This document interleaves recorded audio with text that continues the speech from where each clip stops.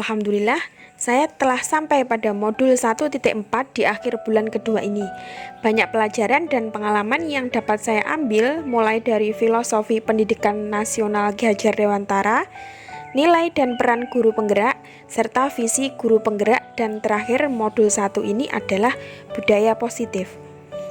Setelah saya mampu untuk memahami pemikiran kritis Ki Hajar Dewantara seperti kodrat anak, berpihak kepada anak, dan segala yang berhubungan bagaimana menyelamatkan dan membahagiakan anak-anak di sekolah, saya kemudian berusaha untuk memberikan perubahan iklim sekolah, eksplorasi nilai dan peran guru penggerak yang menonjol dalam diri saya, agar semakin yakin dalam melangkah untuk mewujudkan visi yang dapat mendukung ke arah kebaikan demi masa depan siswa, taman sejawat, maupun sekolah saya.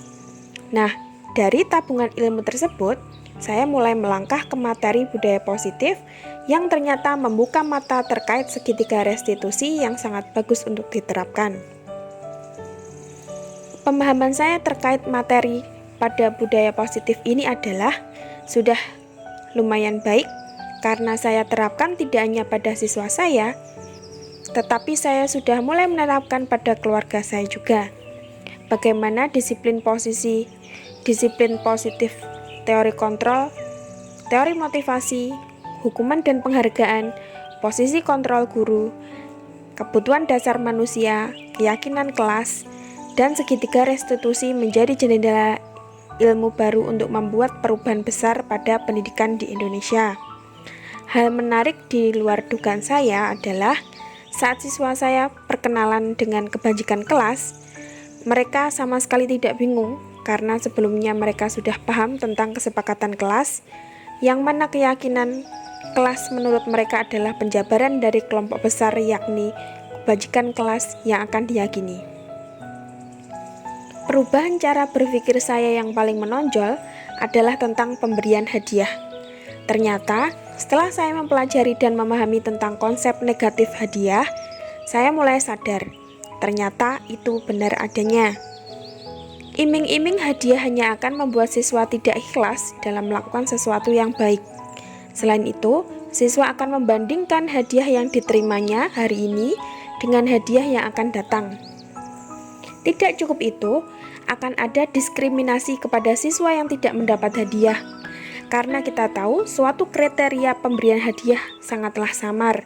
Padahal, setiap siswa punya kelebihan dan kehebatan sendiri-sendiri. Pengalaman saya cukup menyenangkan secara umumnya. Siswa yang setiap hari sebelumnya selalu ada kesalahan atau bertengkar, lambat laun setelah penerapan kebajikan kelas dan segitiga restitusi, merasa paham bahwa setiap kesalahan itu wajar. Tetapi mereka juga belajar tentang refleksi diri, bagaimana cara menyelesaikan masalah tersebut tanpa menyakiti diri sendiri maupun orang lain. Dan saya sangat senang dan puas atas pengalaman ini. Pengalaman saya dalam menerapkan budaya positif ini yang perlu saya perbaiki adalah tentang posisi kontrol guru.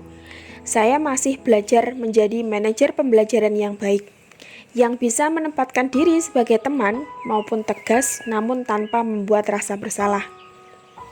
Posisi kontrol yang paling sering saya gunakan adalah posisi sebagai teman saat saya sedang banyak pekerjaan di luar tugas utama saya sebagai guru. Saya merasa sedikit sekali waktu untuk berleha-leha, sehingga setiap ada kesalahan dari siswa, saya cukup mengiyakan dan berjanji akan membereskan sendiri agar tidak banyak waktu mengajar yang terbuang. Dan saya pernah melakukan satu tahap dari segitiga restitusi sebelum belajar materi ini, yaitu sisi validasi tindakan yang salah. Menurut saya, konsep melakukan pembiasaan yang konsen kepada siswa. Dan bagaimana kita sebagai guru bisa secara kontinu mengingatkan siswa tentang macam-macam budaya positif karena siswa usia SD tetap perlu pendampingan dari guru untuk terus diingatkan.